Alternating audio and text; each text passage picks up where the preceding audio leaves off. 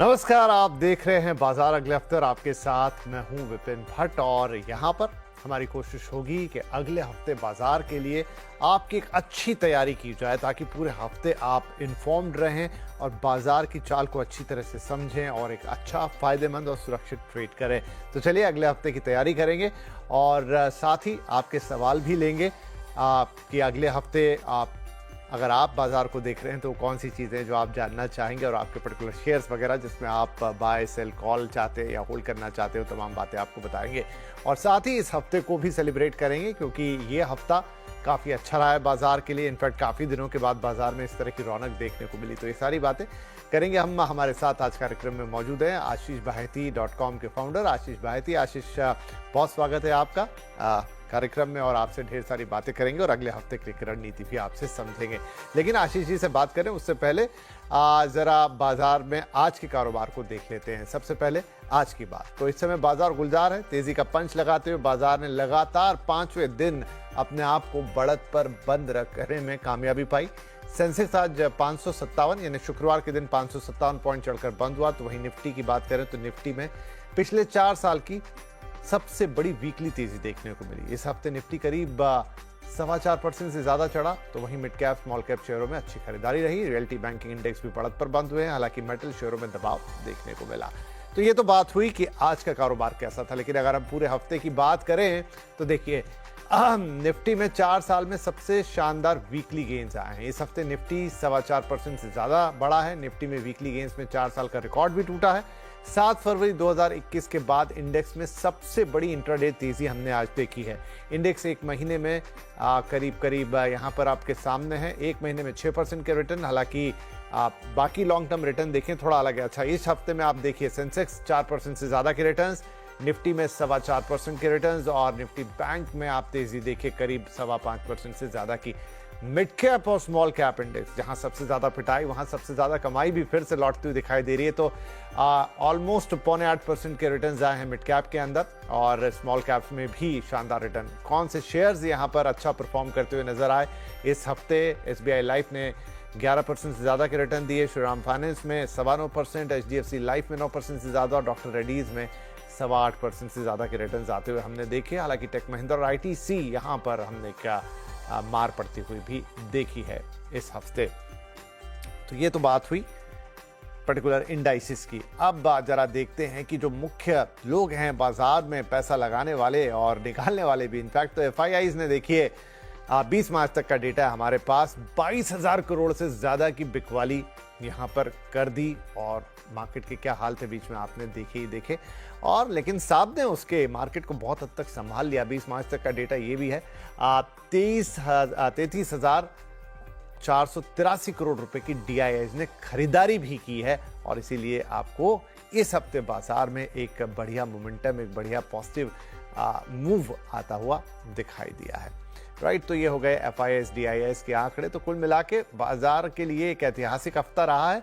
और सबसे बड़ी बात कि जो मोमेंटम कहीं खो गया था, जो एक पूरी स्पिरिट डाउन थी और जो एकदम सब तरफ लाल ही लाल रंग आ गया था, तो अब बाजार में वो एक बाउंस बैक आता हुआ दिखाई दिया है। राइट, तो चलिए बातचीत की शुरुआत करते हैं।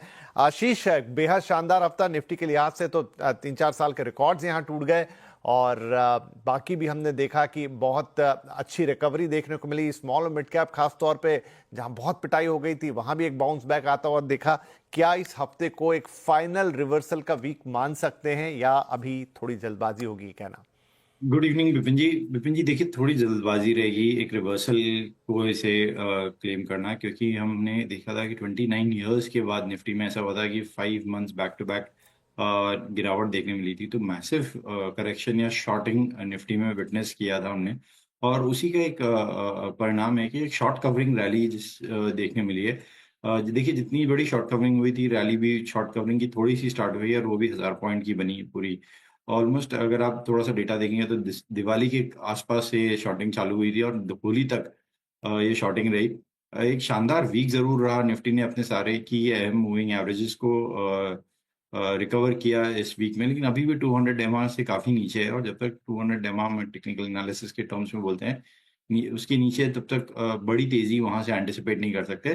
तो निफ्टी में जो बड़ी तेजी होगी वो 24,000 का एक बिग हर्डल है, उसको क्रॉस करने के बाद हम सोच सकते हैं कि एक बड़ा मोमेंटम निफ्टी में वापस बनता हुआ देखने मिलेगा।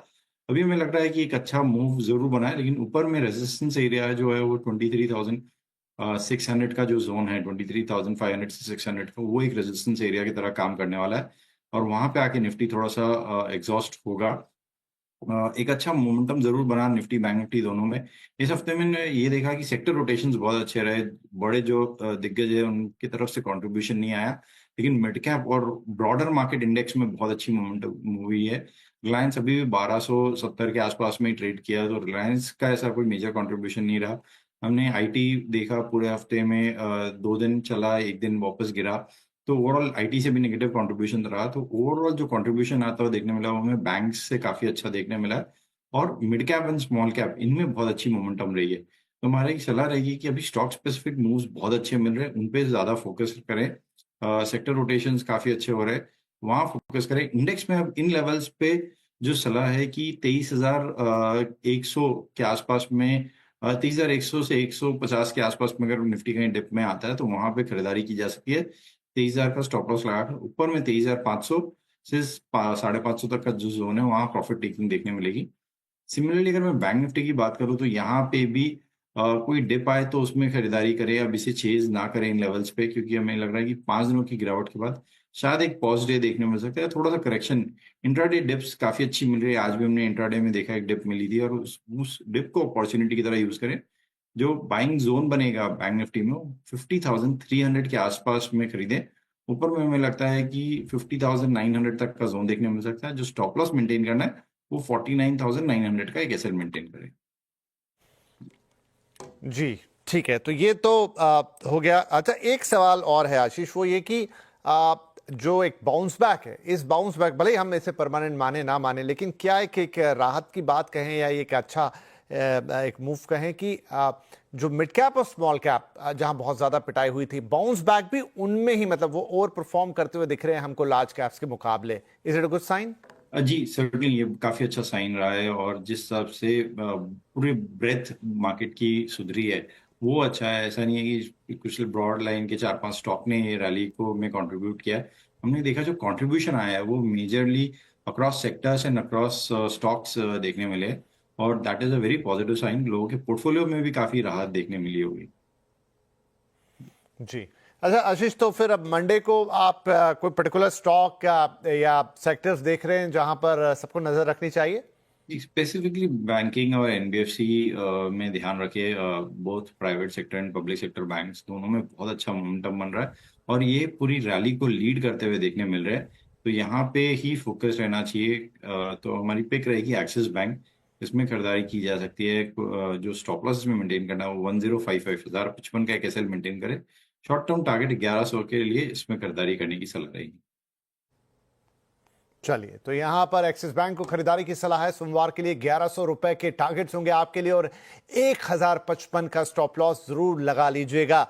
चलिए, तो सवाल जवाब के सिलसिले की शुरुआत करते हैं। हमारे पहले कॉलर हैं अरंग पंचाल साहब अहमदाबाद से। अरंग भाई, बहुत स्वागत है आपका। सवाल बताएं प्लीज।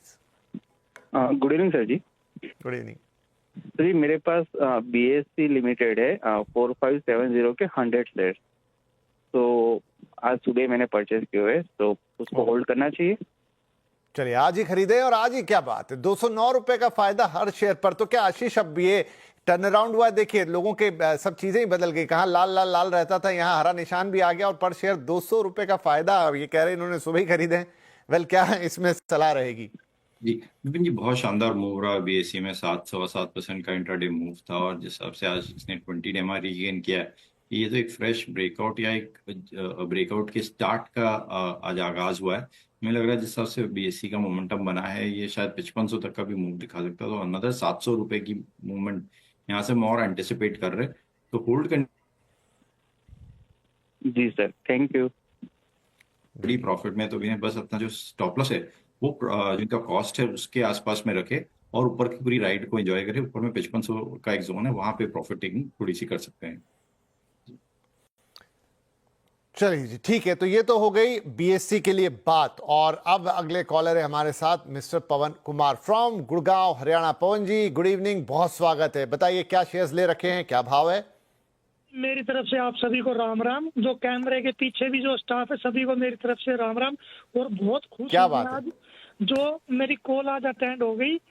सर मेरे पास अडानी ग्रीन है सर, 2022 से ले रखे, जुलाई 2022 से सर। और ये अभी मेरे समझ में नहीं आ रहा है, एक बार तो मेरे भाव पे आ गए थे, फिर अभी क्या करूं, मैं ये होल्ड करूं या सेल कर दूं इनको? ठीक है, एक बार आपके भाव पे आ गए थे, मौका मिस हो गया, लेकिन अभी क्या करें, एक शेयर पे 1100 रुपए से ज्यादा का नुकसान है। अडानी ग्रीन्स पे क्या करना चाहिए आशीष जी ने? जी देखिए, प्रेशर बना हुआ है काफ़ी मैसिव है, और हमने देखा कि जब नवंबर में न्यूज़ आई थी अडानी ग्रुप पे, तो इस स्टॉक में काफ़ी मैसिव करेक्शन देखने मिली। बाकी जो ग्रुप स्टॉक्स है उनमें फिर भी रिकवरी आ चुकी है लोअर लेवल से। ये स्टॉक अभी भी उन्हीं लेवल्स के आसपास में ट्रेड कर रहा है। जो नवंबर का लो था वो 882 के करीब का बना था, और स्टॉक 2 दिन पहले तक उसी जोन के आसपास में था। ज़रूर इस रैली में 2 दिनों में थोड़ा सा मोमेंटम अपसाइड में देखने मिला है, बट यहाँ पे हमें लग रहा है कि सेलिंग प्रेशर बरकरार रहेगा, और कोई पुल बैक भी आएगा तो वहाँ सेलर्स जो है वो एक्टिवेट हो जाएंगे। तो इनको सलाह ये रहेगी कि ऊपर अगर कोई पुल बैक मिलता है तो इसमें से एग्जिट करने की सलाह रहेगी। एक स्टॉप लॉस लेकिन जरूर मेंटेन करें, वो है 910 का 910 रुपए का एसएल, और इस पोजीशन में पुल बैक में एग्जिट करें। जी चलिए ठीक है, तो ये अडानी ग्रीन्स के लिए सलाह। और अब हम आगे बढ़ जाते हैं, हमारे अगले कॉलर हैं Suresh Agarwal from Lucknow. Suresh ji good evening, कैसे हैं आप और क्या सवाल पूछेंगे आज? बढ़िया है सर। मेरे पास टाटा स्टील है सर, 145 से। ओके, टाटा स्टील है आपके पास 145 रुपए का, और कितने शेयर है? 100 शेयर, राइट? 100 है। तो मुझे लग रहा है कि ये जो तेजी बाजार ने इस हफ्ते दिखा दी है, तो ये आपका लाल था शायद, लेकिन अब तो हरे में आ चुका है। 12 रुपए का फिलहाल आपको प्रॉफिट है हर शेयर पे, अच्छी बात। आशीष जी, अब यहां से टाटा स्टील में इन्हें क्या करना है? जी देखिए, मेटल्स में जो रैली है वो निफ्टी के रिकवरी से पहले स्टार्ट हो गई थी, और इसमें रिकवरी पहले देखने मिली, और मोमेंटम बहुत स्ट्रांग बना हुआ है जिस हिसाब से चाइना से न्यूज़ फ्लोज आ रहे हैं और कंटिन्यूसली इनके स्टिमुलस के अनाउंसमेंट्स देखने मिल रहे हैं। काफ़ी पॉजिटिव है सेक्टर के लिए, और जिस हिसाब से स्टील ड्यूटी में भी हमने रिसेंटली एक्साइज के चेंजेस हुए, वो भी पॉजिटिव रहेगा इनके लिए। होल्ड करने की सलाह है, जो स्टॉप लॉस इन्हें मेंटेन करना चाहिए वो 150 का एक एसएल मेंटेन करे। ऊपर में हमें लगता है कि जो इसका शॉर्ट टर्म टारगेट है वो 169 तक देखने मिल सकता है। राइट, चलिए, तो टाटा स्टील में 169 तक के टारगेट्स देखने को मिल सकते हैं। होल्ड कर लीजिए टाटा स्टील को फिलहाल, आपका प्रॉफिट थोड़ा और बढ़ता हुआ नजर आ सकता है। आगे बढ़ जाते हैं हम। मिस्टर सुरेश अग्रवाल फ्रॉम लखनऊ, आपका सवाल हो गया। अब हैं वीना जी, वीना देव फ्रॉम बेंगलुरु। बहुत स्वागत है आपका, क्या सवाल रहेगा? Hello sir. हाँ जी प्रणाम, बताइए क्या सवाल है आपका? मेरा शेयर है टाटा पावर 379 पर 50 शेयर है। ओके, अभी जस्ट आया है उस भाव पे, क्या करना है लॉन्ग टर्म के लिए? ठीक है, आज ऐसे बहुत सवाल आएंगे क्योंकि इस एक हफ्ते की रिस्पाइट रैली ने सबको कम से कम उनके भाव के आसपास पहुंचा दिया है। तो यहां देखिए 50 पैसे प्रॉफिट में आ गया है शेयर। अभी टाटा स्टील की बात हुई, बात टाटा पावर की है। क्या करना चाहिए आशीष जी, वीना जी को?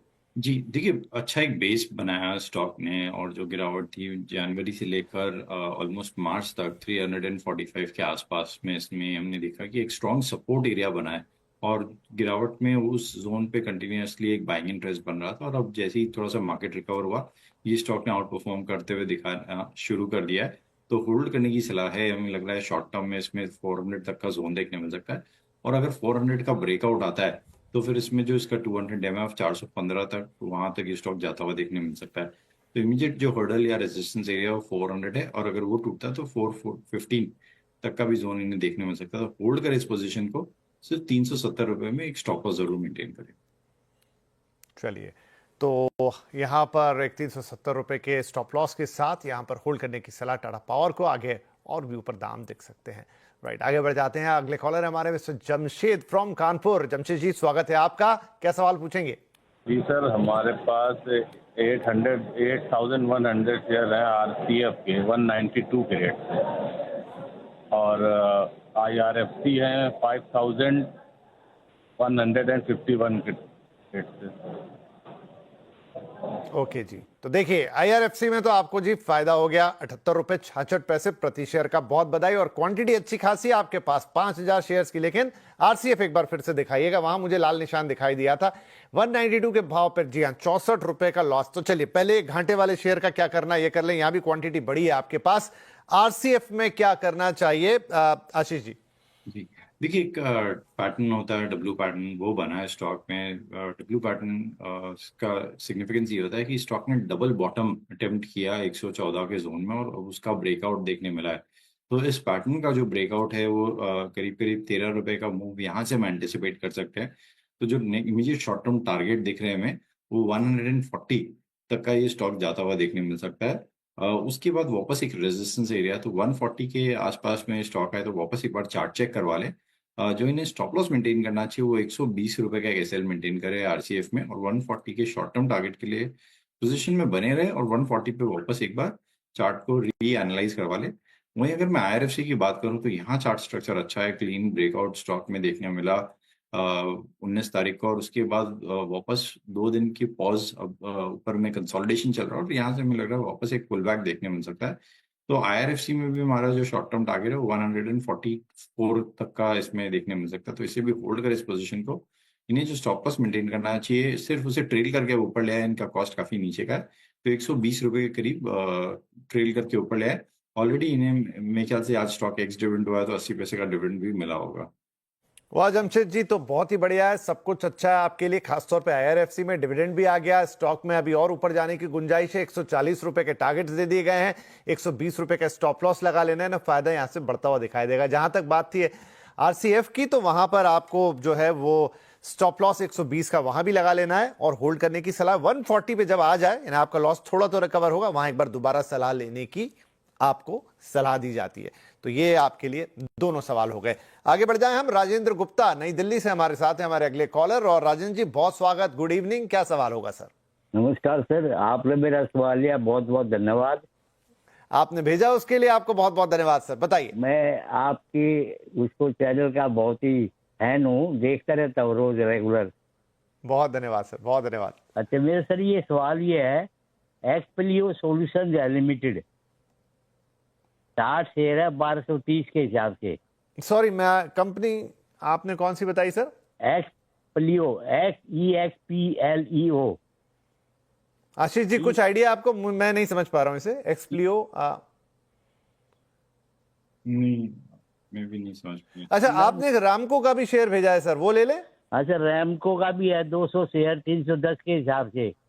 ठीक है, ये देख लेते हैं। रामको 200 शेयर 310 के हिसाब से, देखिए 80 रुपए के आसपास का घाटा लग रहा है। अभी शेयर आपके पास 200 हैं। रामको में क्या ये घाटा पूरा होगा, कब तक होल्ड करना होगा, क्या स्ट्रेटेजी रखनी होगी, ये हम आशीष जी से पूछ लेते हैं बाकायदा। आशीष सर क्या करें राजेंद्र जी? जी, देखिए यहाँ पे स्टॉक में एक जो जिसे हम बोलते हैं सपोर्ट जोन, वो देखने मिल रहा है। लास्ट ईयर 24 अगस्त 2024 में और वापस अक्टूबर 2024 में स्टॉक में जो गिरावट आई थी वो इन्हीं लेवल्स पे थमती हुई देखने मिली, और यहाँ से एक पुल बैक देखने मिला है हर बार। हमें लग रहा है कि स्टॉक में यहाँ पे अभी कंसोलिडेशन या बेस फॉर्मेशन चल रहा है, और एक पुल बैक हम एंटिसिपेट कर रहे हैं जो कि 250 तक का जोन दिखा सकता है। तो होल्ड करें इस पोजीशन को, एक स्टॉप लॉस जरूर इन्हें 224 के करीब का मेंटेन करें। तो ये हो गई रामको में सलाह गुप्ता जी के लिए। और इसी के साथ हमारे लिए वक्त हो गया एक छोटे से ब्रेक का, लेकिन ब्रेक के बाद आएंगे तो कुछ और सवाल लेंगे। आज लोगों को कई बार पूरे हफ्ते के दौरान अच्छे प्रॉफिट्स भी हुए हैं, जो ऑलरेडी लाल रंग में थे उनके शेयर इधर आ गए। एक पॉजिटिव मूव, थोड़ा हर्षोल्लास का माहौल, इस माहौल को जारी रखेंगे और इसी उम्मीद के साथ अगले हफ्ते में प्रवेश भी करेंगे। एक छोटा ब्रेक, ब्रेक के बाद बातचीत जारी रखेंगे।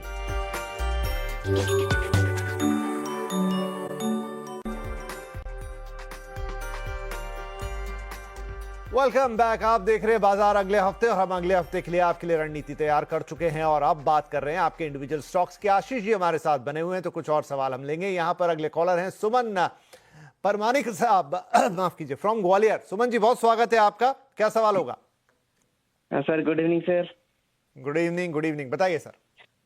सर मेरा एशियन पेंट्स का शेयर मैंने ले रखा हूँ, 18 स्टॉक है। मेरा बाइंग प्राइस है 2285 है सर। बढ़िया है, फायदे में आप 2300 रुपए पे क्लोजिंग है आज की, तो आपको तो हो गया फायदा। एशियन पेंट्स एक अच्छा स्टॉक, लेकिन वही कहां खरीदा उस पर डिपेंड करता है और कितने समय से आपके पास है, राइट। आशीष जी, फिलहाल तो इनके लिए एक फायदे का सौदा है एशियन पेंट्स के, आगे इसमें और थोड़ी सी बढ़ोतरी दिख सकती है?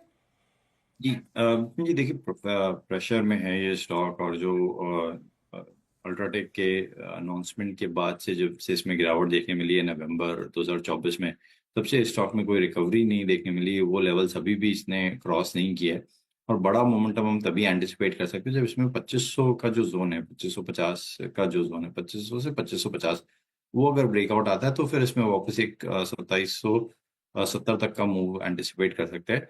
अभी जरूर नीचे के लेवल से रिकवर हुआ है, बट थोड़ा सा कॉशियस रहे इस पोजीशन में। स्टॉप लॉस जो इन्हें मेंटेन करना चाहिए वो 2250 का एसएल मेंटेन करे, और ऊपर में शॉर्ट टर्म टारगेट जो इसके देखने मिल रहा है 2400 तक का इस स्टॉक में मूव देखने मिल सकता है। जी चलिए, बढ़िया है। तो अब शायद समय हो गया समाप्त, राइट? चलिए, नहीं अभी समय बाकी है, so I am waiting for the queue from the PCR. चलिए अगला सवाल ले लेते हैं यहां पर एशियन पेंट्स के बाद, और वो है मिस्टर चिराग जैन का, मुंबई से कॉल कर रहे हैं। चिराग साहब गुड इवनिंग, क्या सवाल है आपका? चलिए, चिराग साहब नहीं, लेकिन उनका सवाल जरूर स्क्रीन पर हाजिर है। जीएम ब्रूवरीज यहां पर 777 रुपए के भाव पे 15 शेयर ले गए, लेकिन फिलहाल 140 रुपए के आसपास के घाटे में हर शेयर पर। तो चिराग को क्या करना होगा आशीष जी?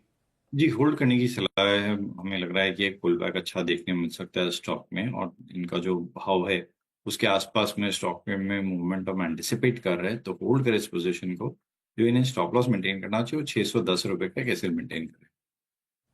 चलिए, तो ये जीएम शिपयार्ड पर हो गए, होल्ड करने की सलाह यहां पर दे रहे हैं जीएम ब्रूवरीज को। और अगला सवाल आ गया है नीतीश कुमार साहब का, जो कि गुरुग्राम से है, और होल्ड करने की सलाह, मैं स्टॉप लॉस ही बताना चाह रहा था, 610 रुपए का लगाना होगा जीएम ब्रूवरीज के अंदर। रितेश कुमार साहब का गुरुग्राम से सवाल है, आपके पास टाटा एलेक्सी के 30 शेयर हैं, 7330 के भाव पर 1800 रुपए से ऊपर का नुकसान हर शेयर पर। टाटा एलेक्सी का ये शेयर इन्होंने बहुत ऊपर में खरीदा हुआ आशीष जी, पर नुकसान बड़ा है, क्या कोई संभावना रिकवरी की? जी देखिए, प्रेशर बना हुआ रहेगा, स्पेसिफिकली आईटी स्टॉक्स में काफ़ी प्रेशर हम देख रहे हैं कि कंटिन्यूसली बना हुआ है, और जहां वैल्यूएशंस रिच है वहां जो प्रॉफिट टेकिंग है वो ज़्यादा देखने मिल रही है। तो specifically stocks like Tata Elxsi, जो कि काफ़ी अग्रेसिव वैल्यूएशंस पे ट्रेड करता था कंपेयर टू इट्स पीयर्स, तो यहाँ प्रेशर इसलिए ज़्यादा बना हुआ है, और कोई भी पुल बैक भी आ रहा है तो सस्टेन नहीं कर पा रहा है। तो यहाँ कॉशियस रहे, एक स्टॉप लॉस जरूर मेंटेन करे, एक 5200 का। और हमें लग रहा है कि शॉर्ट टर्म में शॉर्ट कवरिंग एक रैली इसमें देखने मिल सकती है, जो कि सिर्फ 5900 तक का मूव दिखा सकती है, बट अगेन वो एक रेजिस्टेंस एरिया, और स्टॉक शायद वहां पे आके वापस एक सेलिंग प्रेशर देखने मिल सकता है इसमें। राइट, चलिए अब समय समाप्त हो गया है, मुझे सूचना मिल रही है। तो आशीष जी, सबसे पहले तो बहुत बहुत धन्यवाद, आपने वक्त निकाला हमारे दर्शकों के लिए, अगले हफ्ते के लिए एक गाइडलाइन दी, एक पाथ दिखाया कि क्या आप अगले हफ्ते एक्सपेक्ट कर सकते हैं बाजार से, और इनफैक्ट कौन से शेयर्स पे आप ध्यान रख सकते हैं। बहुत बहुत धन्यवाद। जाने से पहले कोई डिस्क्लोजर्स? जी, इनमें से जितने भी स्टॉक्स हमने डिस्कस किया उसमें किसी में भी मेरी पर्सनल ट्रेडिंग पोजीशन नहीं है। निफ्टी बैंक निफ्टी में जरूर हमारी ट्रेडिंग पोजीशंस रहती है।